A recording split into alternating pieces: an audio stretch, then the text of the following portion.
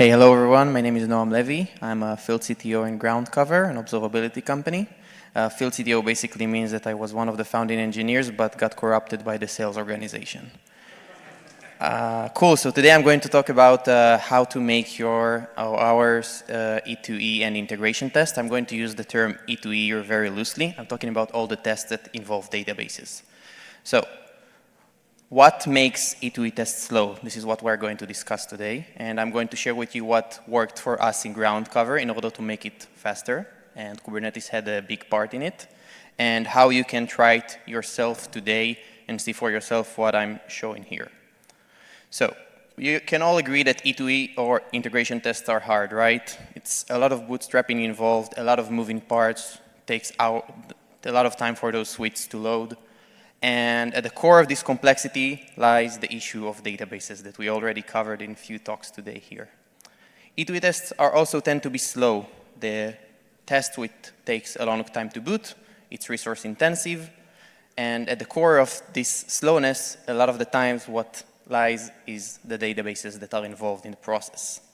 But we can all agree that E2E tests are important, right? They basically give us unmatched assurance that our applications is not going to break terribly in production. Like, it's always going to break, right? But we at least get an assurance it's not going to break terribly. So we minimize the issues that we're going to encounter there.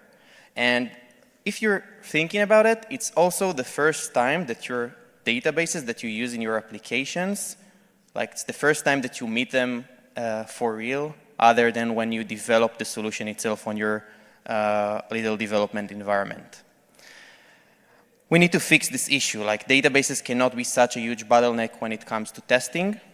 Now, as everything today, it all starts with a why, right? As Simon Sinek, for those Simon Sinek fans here, might know his famous lecture about always starts with a why. So why it was important for us, at least in Groundcover, to make E2E tests performant.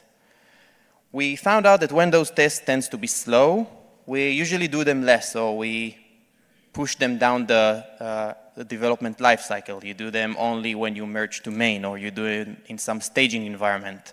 When you actually want to do the contrary, like we want to run them as much as possible on every small change. We don't want to do it on like huge batches. When we do stuff less, what happens is that we don't have any incentive also to make them better. And guess what happens when you don't have incentive to make something better? It naturally just gets worse over time, right? Let's talk about the elephant in the room, which is funny because PostgreSQL, but low-key joke. Databases.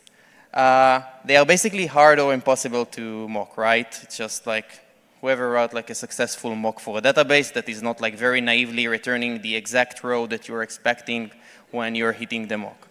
And it's a crucial part of the application because sometimes you will encounter, you will have the same feeling that my meme there is feeling. And they also take a lot of time to initialize. How do we solve it? First of all, the first thing we thought about, wait, let's make them just run always, right? Just let's not boot them in every test. Just make the databases run indefinitely and replace and have some procedure to manage the tenancy or the cleanup when you start a suite. Wire it to the development environment and not just to the runners that run the CI jobs. So you can either use VPN sidecars these days, like Tailscale or WireGuard, and you can also use Ingress API or Ingress objects or Gateway API in Kubernetes to flatten the network topology, basically making the database accessible for the development environment and also for the CI runners at the same time. So you can now run your end-to-end test from every environment, basically.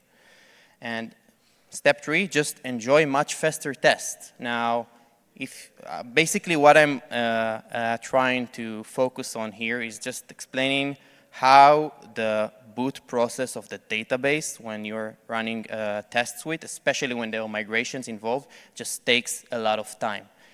If you're going to eliminate this time, your test suite is going to scale much better and your tests are going to run much faster. Now, since this is going to run on a Kubernetes environment, you're also getting a new superpower, like you can monitor, you get free traces if you monitor with some observability solution the environment that is running the database, you all of a sudden have traces or metrics from your test suite. So you get much better insights on your application.